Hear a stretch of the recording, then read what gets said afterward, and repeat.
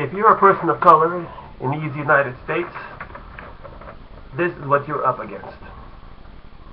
The Ku Klux Klan. For the police, law enforcement are not your friends. They are your enemies. They do not serve to protect you. They serve to oppress you.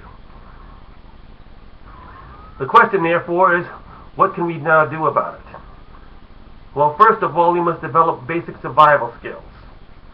Because, in effect, all of America, for people of color, is Old Dixie. The police departments of our cities and our towns and villages have replaced the Ku Klux Klan as enforcers of terror. And like our forebears in the Old South, we must teach our young people basic survival skills. Yes, it is wrong to tell our youth to wear their shirts tucked in. Yes, it is wrong to tell our youth that they must always walk on the sidewalk and comport themselves like Boy Scouts. It is wrong to basically tell them that every false move they make may be their last. Yet the fact of the matter is, if you're a person of color in this country, in the eyes of the law, your color itself is a crime.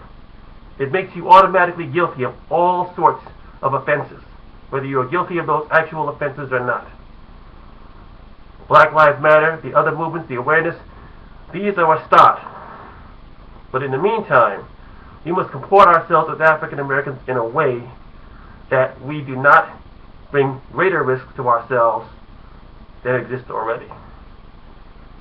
We must learn how to survive as our forebears survived under the racial terrorism of Dixie, under Judge Lynch and segregation. That is our reality right now. But what is required is a revolution. A revolution not so much of arms, but of thought.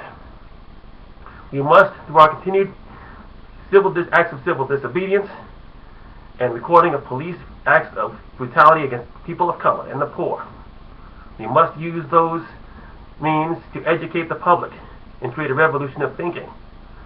We must change the mindset of America, where one says that in effect that God did not make a mistake in making one black. Because make no mistake, when you condemn a person because of their color, when you make arbitrary judgments based on a race, you are saying that God, the Creator Himself, erred. You are saying that by making you a certain color, the good Lord made a mistake. So, right now, we are in full survival mode. The Ku Klux Klan is out to wipe us out. They are coming for us. They are killing our youth. They are killing our young men, women. We are being incarcerated at incredible rates, far above our proportion to the population. We are under attack. And responding in kind is not necessarily the wisest course because we are outgunned and outnumbered. So what do? We recognize the Ku Klux Klan for what it is. We recognize law enforcement as the modern agents of racial oppression. And we comport ourselves accordingly. In the short term, and I stress in the short term, it is far better to be a living Stephen Fetchit than a dead H. Rat Brown. The cause, the changing of this state of affairs will be long and it will be hard. But understand that in America, freedom is never free.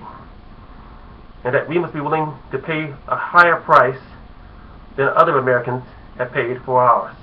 It is not right, it is not just, but that's the way it is.